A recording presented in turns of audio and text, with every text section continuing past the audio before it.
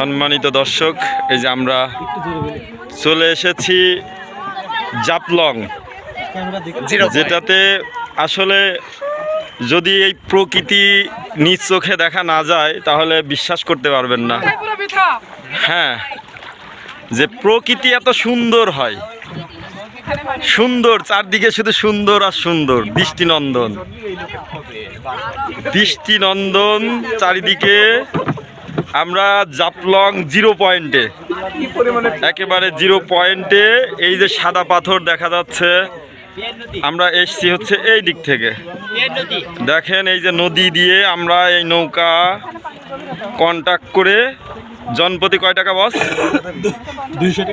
200 টাকা চেয়েছে, আমরা 150 টাকা দিয়েছি। তো আমি মতিয়ার ভাইয়ের কন্টেন্টটা করে দেওয়ার কারণ হচ্ছে আমার ভাড়াটা সে দিয়ে দেবে। তো প্রিয় দর্শক, আসলেই তবে প্রিয় দর্শক, এই যে আপনাদের একটা জিনিস দেখাই, মজার জিনিস। এই যে দেখছেন বালি, এটা কিন্তু আমাদের এলাকায় যায়। এই বালিগুলো দিয়েই, এই বালিগুলো কিন্তু আমাদের এলাকায় অনেক টাকা দাম নেয়, যেগুলো আমরা ঢালাইয়ের কাজে ব্যবহার করি। লাল বালি, সিলেটের লাল বালি, এই চর আর চর, শুধু দেখেন বালি, মোটা বালি, পাথরের সেই বালি।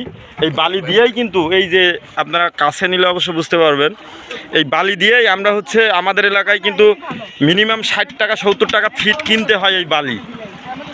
এইখান থেকেই বালি পাথর উঠে যায়। তো আমরা যাচ্ছি কয়েকটা স্পট, 5টা স্পট ঘুরতে, চা বাগান। তো নেক্সট দেখা আপনাদের সাথে আমাদের চা বাগানে হচ্ছে।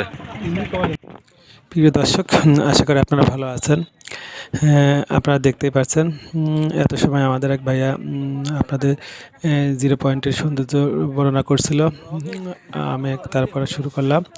দেখতে পাচ্ছেন আমরা কিছু সহকর্মী ও কিছু স্টুডেন্ট নিয়ে সিলেটের জাফলংয়ে সেই জিরো পয়েন্টে বেড়াতে এসেছি। জিরো পয়েন্টে যে নদী আছে, সেই নদীতে আমরা এখন একটা নৌকা ভাড়া করে, নৌকা ভাড়া এর সম্পর্কে যেটা বলি, নৌকা ভাড়া সাধারণত তারা জন প্রতি 200 টাকা করে চাইবে।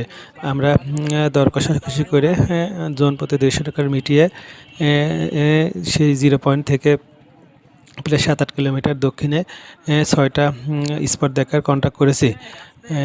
তার ভেতরে রয়েছে চা বাগান আছে, দুই পাশে পান পাতা আছে, জমিদার বাড়ি আছে, আরও বেশ কিছু জায়গার কথা উনি বলেছে। আসলে সেটা ওখানে গেলে আমরা দেখতে পারবো কী কী দেখার বিষয় আছে। জায়গা আমরা এখন নদীর কিনারা চলে এসেছি, দেখতে পাচ্ছেন আমাদের বেশ কিছু স্টুডেন্ট সহকর্মী সাথে আসে, যাদেরকে আপনারা স্ক্রিন দেখতে পাচ্ছেন। আমরা প্রায় ঘাটে চলে এসেছি। ঘাট পার হয়ে ওনারা যে অটো কন্ট্যাক্ট করে, সেই অটো দিয়ে আমরা সেই জায়গায় গন্তব্যস্থলে পৌঁছাতে হবে।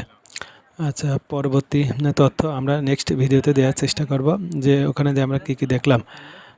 আপনারা সঙ্গে থাকুন। যদি আমাদের ভিডিওটি আপনাদের ভালো লাগে বা জিরো পয়েন্ট সম্পর্কে কোনো মন্তব্য থাকে, অবশ্যই কমেন্টের মাধ্যমে জানাবেন।